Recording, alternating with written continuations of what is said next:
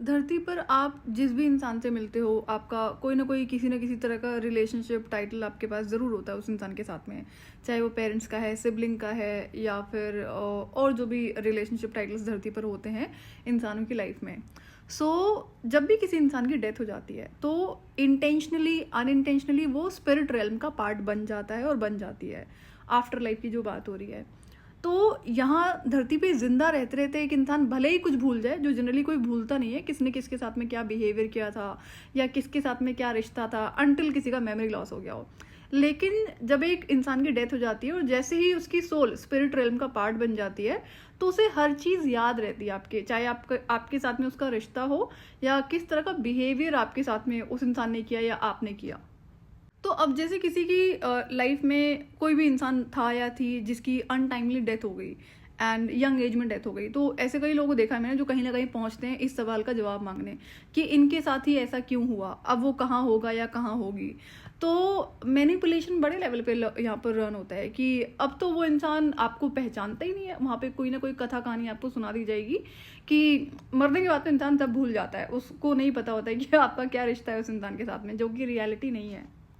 अब after life के बाद क्या होता है, स्पिरिट रेल्म का पार्ट बनने के बाद में उस सोल के पास में कई सारी और पावर्स एक्टिवेट हो जाती है, नेचुरली हो जाती है, और यहाँ से वहाँ कहीं भी जा सकता है। I am sorry to share this but I have to.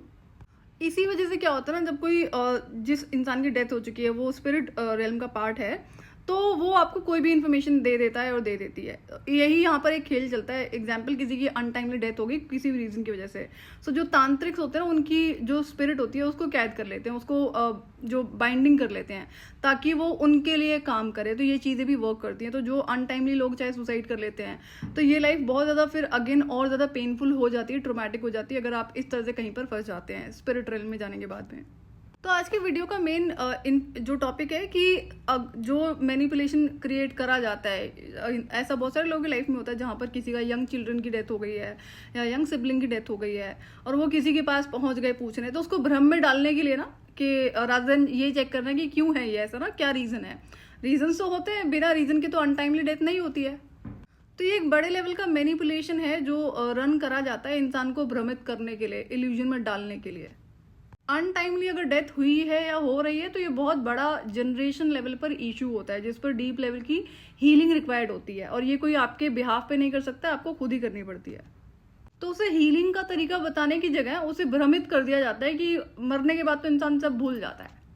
तो जब तक जिंदा थे तभी तक आप जानते थे कि कौन आपका